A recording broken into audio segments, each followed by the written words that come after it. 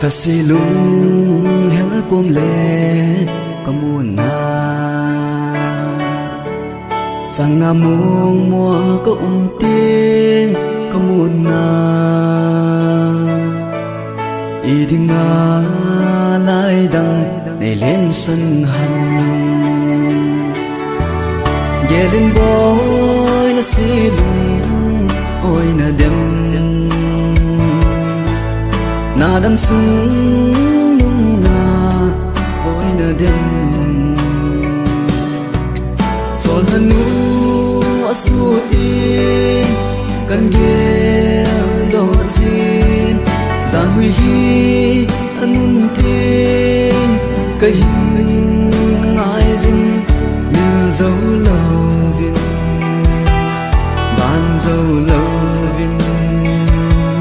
si lung nga ban dấu lâu đinh go như dấu lâu đinh go như điên na lom lâu khiến đinh na lom lâu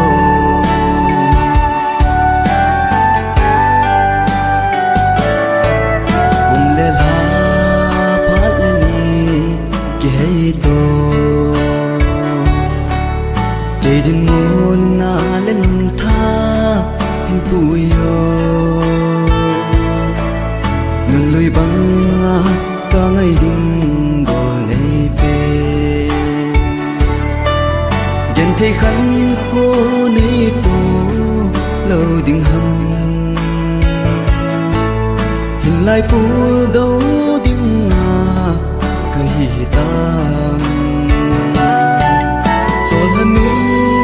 asu tin kan ge do zin gian huy hi anun tin cái hình ngài dinh như dấu lâu vin ban dấu lâu vin si lung nga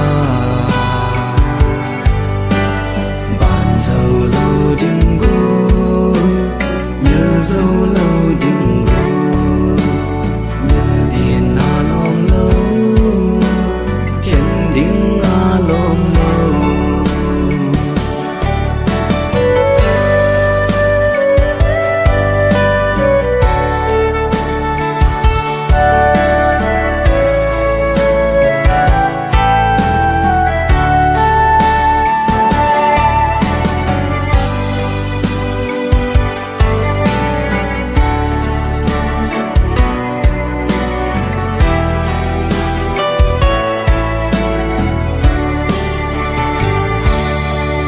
Với một liêng lệ thinh na bằng cái hình khô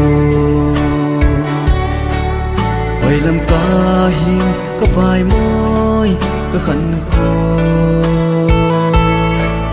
Cả sen vô ngày pa bằng in ở chữ tài